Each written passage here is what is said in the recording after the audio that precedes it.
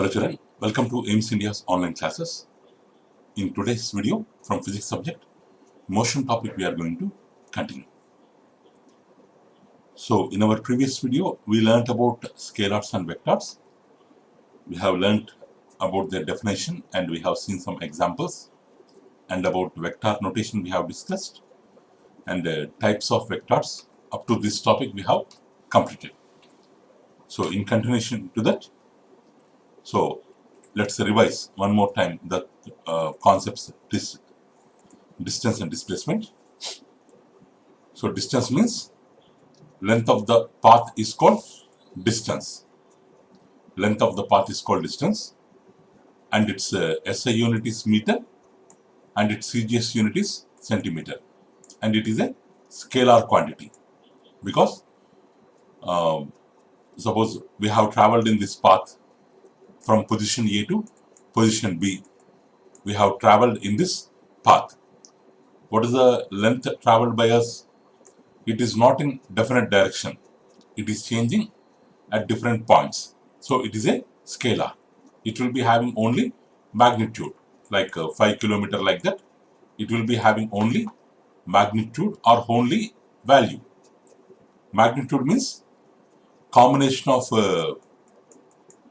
numeral and combination of unit. The product of numerical value and the product of unit is called magnitude of physical quantity. So distance will be having only the magnitude. Magnitude means M-A-G-N-I-T-U-D-E. Magnitude means it's a product of numerical value and unit. So it doesn't depends on direction. It is a scalar quantity. It's a scalar quantity. And the dimensional formula of distance is, so dimensional formula means the base quantities. We have mass, length, time. We have mass, length, time as base quantities. The base quantities rise to powers. The base quantities rise to power. It is called dimension. So in distance, there is no mass. In the dimensional formula of distance, there will be no mass. There will be only length, one length. There will be no time. So M0 L1 TO is the dimensional formula of distance. Dimensional formula of distance means it has 0 dimensions in mass, 1 dimension in length, 0 dimensions in time. Next, displacement. Displacement means the distance only from point A to point B only, the distance only. If we travel in a definite direction, then the distance in definite direction is called as displacement. Distance in definite direction is called as displacement. It is a vector quantity. Its magnitude is equal to the length between initial position and final position.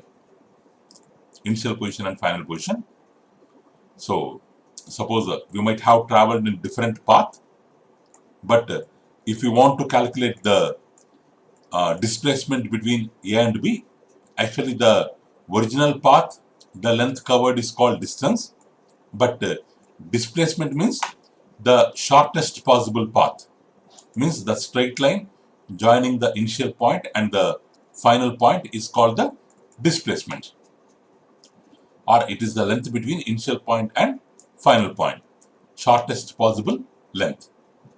So it will be a straight line, its direction will be definite, so that's why it is called as vector. But as per the units, distance and displacement, both of them will be having the same units. Its SI unit is meter and CGS unit is centimeter. It is a vector, and dimensional formula also same. The dimensional formula of displacement also M0 L1 T0. Dimensional formula also same. Next, we have speed. Speed means the rate at which the particle covers a distance along a given path.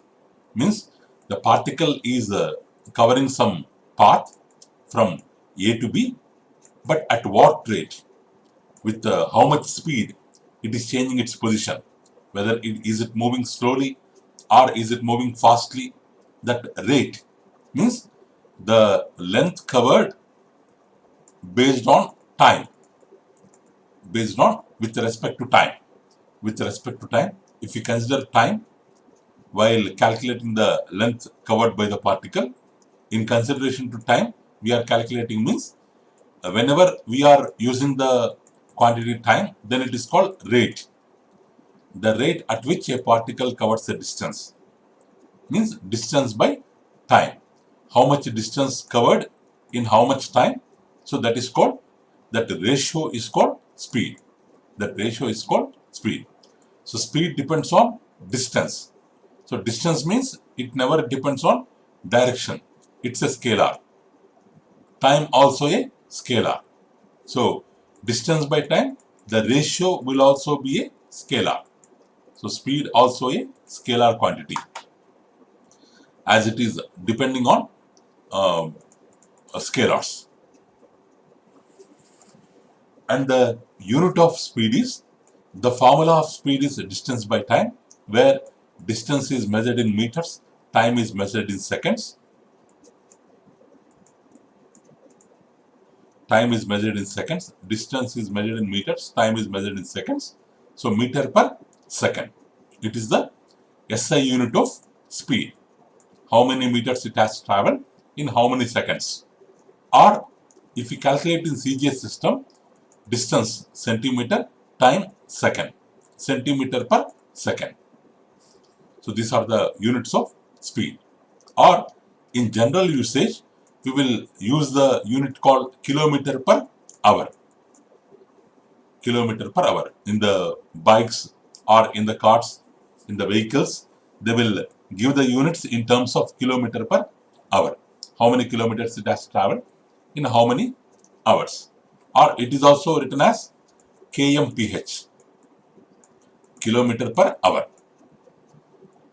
This meter per second also, we can write it as meter per second. If there is meter per second means, here s power 1 is there. If it go to numerator part, s to the power of minus 1. So we can write it as meter second to the power of minus 1 or centimeter second to the power of minus 1. So speed is a scalar quantity, and the dimensional formula of speed is, distance means it's nothing but length, time means it is nothing but t. So there is no mass, there is one length, there is one t in the denominator part. If it go to numerator, t power minus 1. So m0 L1 t minus 1 is the dimensional formula of speed. Dimensional formula of speed. So the other units of speed are kmph, kilometer per hour. Next, velocity. The rate of change of displacement is called velocity. If we consider, if the body is traveling in different directions, then the length covered by it in how much time or distance by time is called speed. Suppose if the body is traveling in straight line,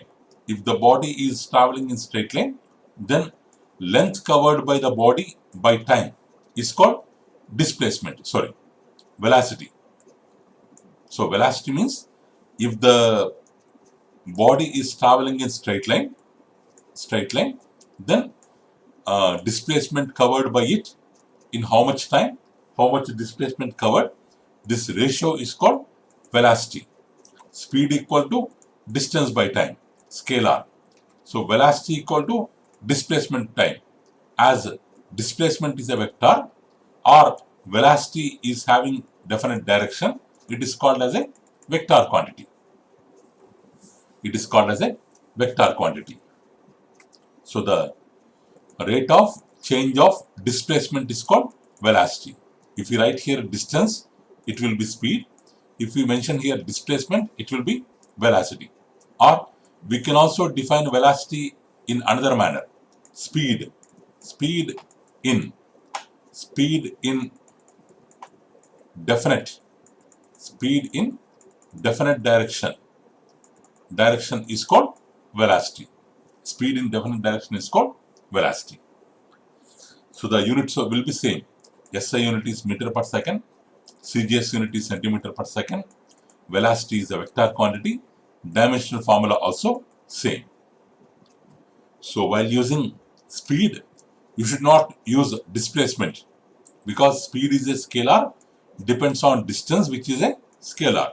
But velocity is a vector, depends on displacement vector. Next one. So change of velocity. Change of velocity. So here, velocity of a particle changes when its magnitude changes, or direction changes, or both magnitude and direction changes. Both magnitude and direction changes. So a particle means when the particle is going in straight path with 5 meter per second speed. 5 meter per second speed. So now after crossing B, if its velocity becomes 6 meter per second, then there will be change in the magnitude of velocity. This change we can observe. Previously it was 5 meter per second. Now it was 6 meter per second. There is change in magnitude of velocity. In such case, we can observe change of velocity. Or if it is going towards east from A to B, suddenly it has taken a turn towards south, B to C. So because of direction changes here, so change in velocity we can observe. Or it has both changes happen. Previously 5 meter per second, now the speed is 6 meter per second. Previously going towards east, now going towards south. Both magnitude and direction changes. Then also change of velocity we can observe. So change of velocity we can observe in 3 cases. Only if the magnitude changes, only if the direction changes, or both magnitude and direction changes. So change of velocity symbol delta V. Delta stands for change. V bar stands for velocity vector. So change in velocity vector equal to Vf bar. Vf bar, final velocity vector, minus Vi bar, initial velocity vector. Here F stands for final velocity vector. Here I stands for initial velocity vector. So the formula for change in velocity is delta V bar equal to Vf bar minus Vi bar. So change in velocity is absolute in any frame, any inertial frame. About this you will be learning later. So in any normal frame, if the observer is outside, suppose there the vehicle is moving, and some change in velocity happened inside this frame. The observer may be outside the frame or inside the frame, wherever he may be. The change of velocity does not depend on the observer. So it is called absolute. Its value is always same. So that's why it is called absolute. Absolute means whose value does not depend on observer. In some cases, if the person sees from outside, there will be one change of velocity, one value. Sees from inside, there will be one value. That is called relative. That type of values are called relative values, which depends on observer. Like a person moving in a railway, a person moving in a train, a person moving in a train. For him, outside trees and other objects appears that they are moving if the person is inside the train. But for the person outside the train, the tree will be standing. But for the person inside the train, tree will be moving. So this kind of things are called relative, which depends on observer. But here, change in velocity is a absolute quantity, fixed quantity, which never depends on observer. Next, acceleration. So the change in velocity. So whatever change in velocity so far we have discussed, how much change of velocity happened in unit time. If we consider with respect to time, then it is called acceleration. Without time, it will be only change in velocity. But if you consider with respect to time, then it is called acceleration. So acceleration means change in velocity by time. Change in velocity symbol delta v bar by time. Delta v bar means v bar minus u bar by t, or vf bar minus vi bar. Instead of vf bar, they have taken it as v bar.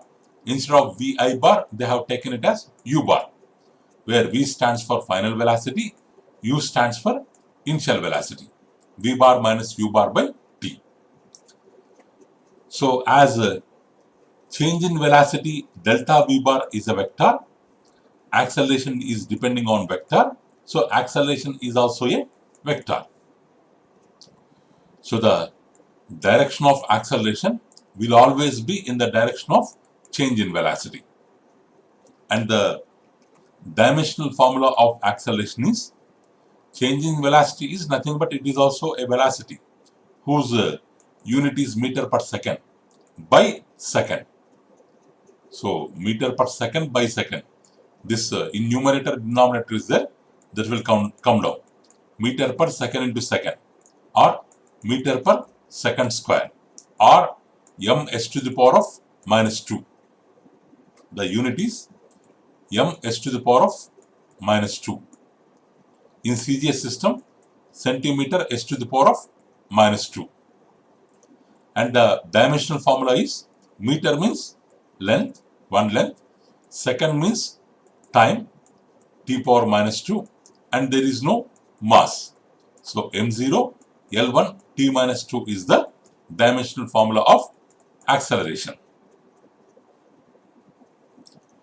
So this is about acceleration, children. Next about average acceleration. So if the velocity of a particle remains constant as time passes, so we are traveling, first 1 hour time completed, velocity 50 km per hour. Again, next 1 hour time passes, but still the velocity is 50 km per hour.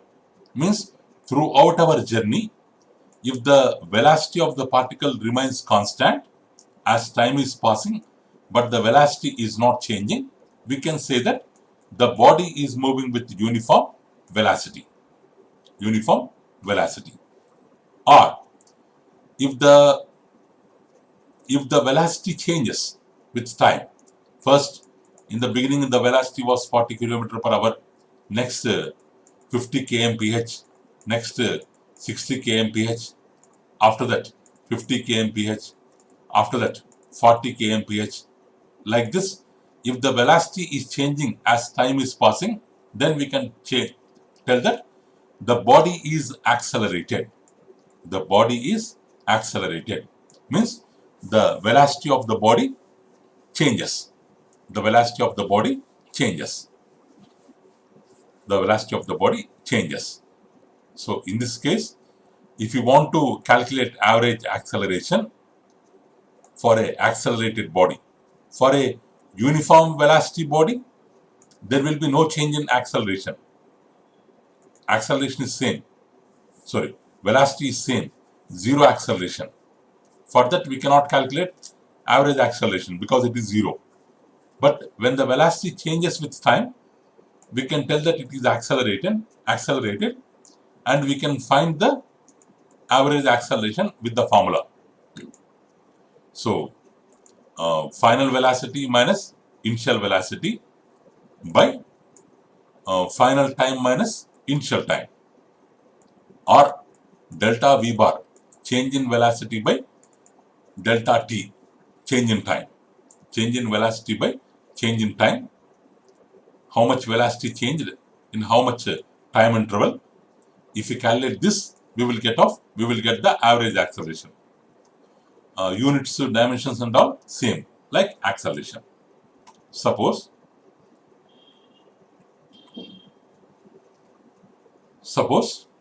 the time interval, suppose it is 4 seconds. Suppose here 40 km per hour at 4 seconds. This is 5 seconds. This time is 1 second interval. Very less time. If this made into 10 parts, 10 parts, one part means 0.1 second. Very less time. Suppose like this small interval of time, which we cannot observe. So on the bike, when we are traveling, if we raise the accelerator, immediately the speedometer changes. If we raise the accelerator, the speedometer 0 to 150 markings will be there. Suppose before rise of accelerator, it will be at 40.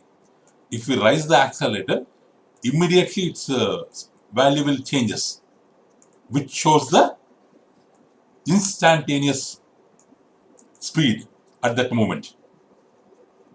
Means at that instant, when we raise the accelerator, at that particular instant, what is the velocity? Means the gap between these two is very small.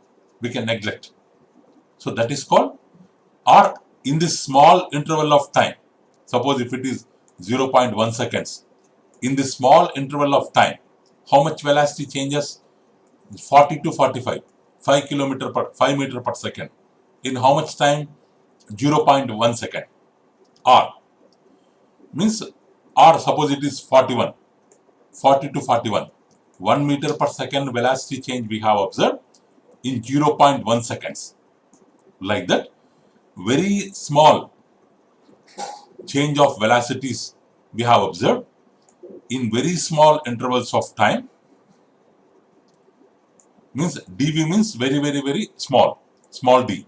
dt means very small. Almost 0.1 seconds means it's not time gap. We can consider it as a particular instant. At that instant. Instant means at that moment. So if anything, if you take one needle and with that needle, if you pinch your hand, you will give instant reaction.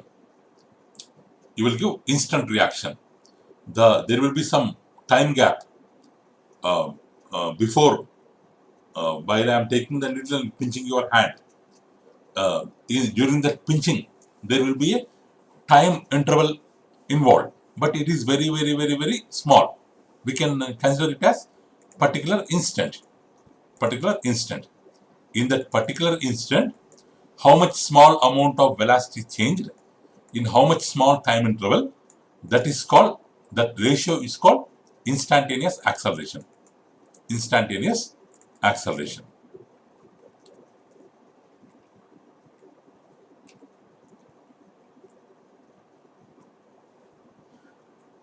So okay children, so remaining topics we can learn in our next video.